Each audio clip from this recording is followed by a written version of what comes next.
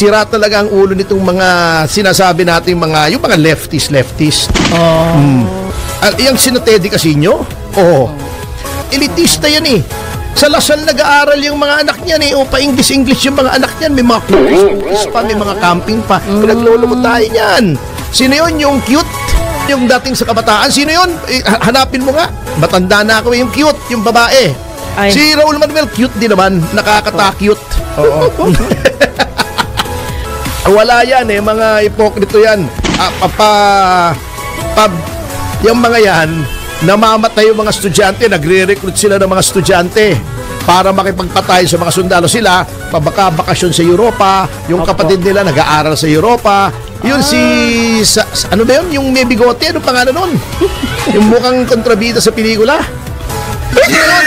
Sarate. Sa abroad nag-aaral ang anak nun. Pagkatapos, makamasa, pinagluluko tayo ng mga yan eh.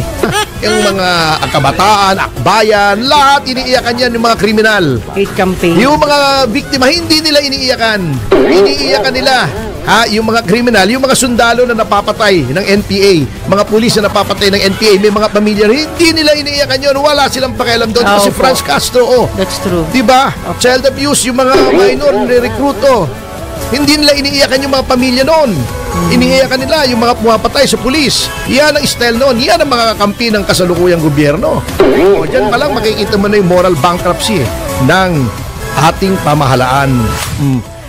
Eto, yun nga, napag-uusapan lang namin. Sinusuri namin ano ba yung mga sinasabing crimes against humanity. Kasi alam mo, sira talaga ang ulo nitong mga sinasabi natin yung mga leftist. Na sovereignty, tayo ay dapat may kasarinlan, hindi tayo sumusunod sa mga banyaga, no to US imperialism, di ba? Pagkatapos ginawa nung himasok yung taga-ibang bansa rito, tuwan-tuwa sila. Di makasira ang ulo. Nakalimutan nila ito. Wala yung mga yan. Kasi, alam mo, yung mga yan, hindi naman totoong, yung sina Teddy Casino, yan para sa mga masa. Bakit? Elitista yan eh. Sa Lasal nag-aaral yung mga anak niyan eh. Pa-English yung mga anak niyan. May mga cookies pa, may mga camping pa. Pinaglulumot tayo niyan. Sino yun? Yung cute na ano yun? Yung cute na hindi, cute siya eh. Nakalimutan ko yung pangalan eh. Yung cute na, yung kanyang pwesto ngayon ay na kay Raul Manuel. Na si Raul Manuel cute din eh. Di ba kabataan? Cute din si Raul Manuel. Yun yung dating sa kabataan. Sino yun? Hanapin mo nga. Matanda na ako yung cute, yung babae. Ay. Si Raul Manuel cute din naman. Nakakata-cute. Na-distract si Wenner. Walang sound effects eh. Lagot. Walang sound effects yung punchline ko eh. Anyway, wala yan eh. Mga ipokrito yan. Yung mga yan, namamatay yung mga estudyante, nagre-recruit sila ng mga estudyante para makipagpatay sa mga sundalo. Sila, bakasyon sa Europa, yung kapatid nila nag-aaral sa Europa. Yun ano ba yun? Yung may bigote, ano pangalan nun? Yung mukhang kontrabida sa pelikula. Sino yun? Sarate. Sa abroad nag-aaral ang anak nun. Pagkatapos, makamasa, pinagluluko tayo ng mga yan eh. Anyway, eto ba, pinagluluko tayo. Yung sinasabi nilang crimes against humanity, may problema dyan. Dyan yung nakikita kung dapat talaga na tayo ay nag-withdraw sa Rome Statute. Kasi talagang ang daming criticism dyan sa ICC. Eto ay ginagagamit kasi sa politika.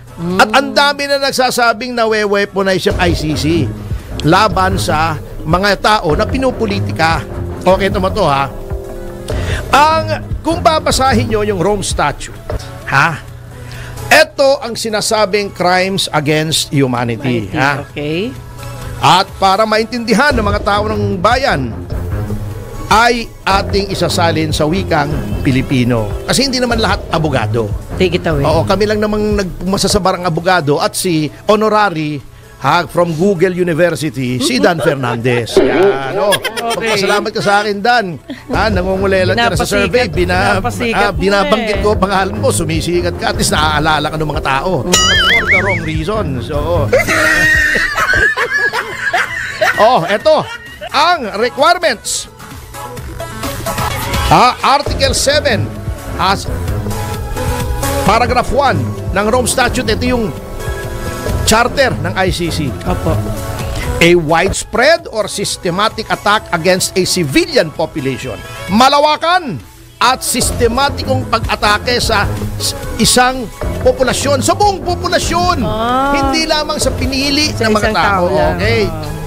A state or organizational policy directing the attack. Merong polisiya, opisyal na policy ang estado na isang partikular na segment ng population o isang buong populasyon. Halimbawa, mga isang religious group o tribo. Opo. O acts such as murder, extermination, or torture. Pagpatay, pagpuksa, yung pagpapahirap, torture. Ito yung mga example, yung sa Darfur, yung Rwandan genocide. Sa Rwanda, yung gobyerno pinagpapapatay yung miyembro ng isang tribo dahil lamang sila ay miyembro ng tribong yon. Alam natin yan, di ba? Grabe Yung tribo pala. na yon, whether ikaw ay may kasalanan o wala, basta ikaw ay miyembro ng tribo na yon, Yari ka. papatayin ka.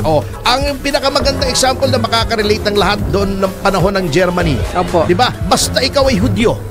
Okay. Kaya may kasalanan ka o wala, ikaw ay pinapadala sa mga kulungan at doon ka namamatay ng gutom sa pagpapahirap, forced labor, etc. Dahil ikaw lamang ay Hudyo o miyembro ng tribo. O sa Malaysia, no, natatandaan nyo, nagkaroon ng parang hate crimes sa mga Chinese. Mga Chinese ka. Basta Chinese ka.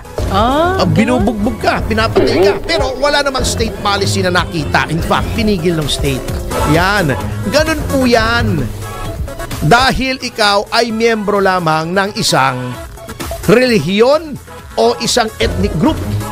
Yun po ang crimes against humanity. Ito, ano bang tinarget ni Pangulong Duterte? Siya ba ay nag-target sa'yo? Dahil ikaw ay Muslim? Hindi po. Hindi. Dahil ikaw ay Katoliko? Hindi rin. Dahil ikaw ay kaanib sa Iglesia ni Cristo? Hindi rin. Dahil ikaw ay Jehovah's Witness? Hindi rin. Ang kanyang ginawang policy is laban sa droga.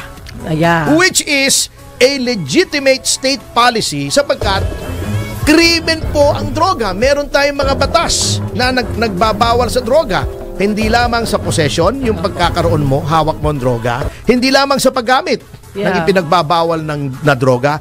Lalong-lalo na sa pagbebenta, trafficking ng droga. Opo. Tinarget niya yung mga individual, yung mga crime lords, yung mga pusher. Yun ang tinarget. O yung Tama. tukhang. Hindi naman pagpatay yung tukhang eh. Pagkatok lang yun. Pagkatok lang yun eh. Yes. Kumusta kayo dyan? Baka naman wag ka, Opo. di ba? Paalala lang yun. Yung mga namatay na A chance. sinasabi nila, di ba sinabi ng laban? Aha. Di ba sinabi ng laban? Totoo po yun. Ang laban talaga. Na sinasabi nila, gawa-gawa lang.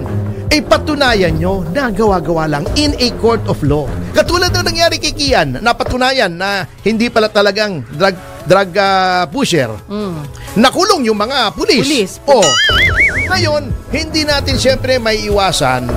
Paminsan-minsan may nag-aabusong mga pulis. May casualty. Pero yung ganong abuso, isolated incidents of abuse. Yes. Yan po ay hindi state policy.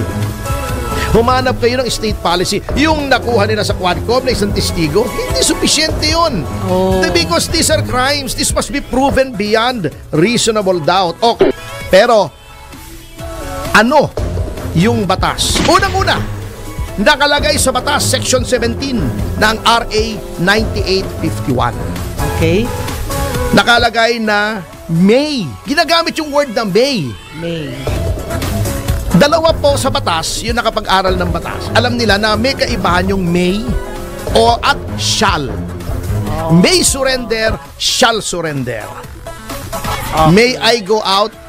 Maaring payagan Pwede ka? ba? Pwede ba? Ayan. Kasi yung shall, dapat. Thou shalt not kill.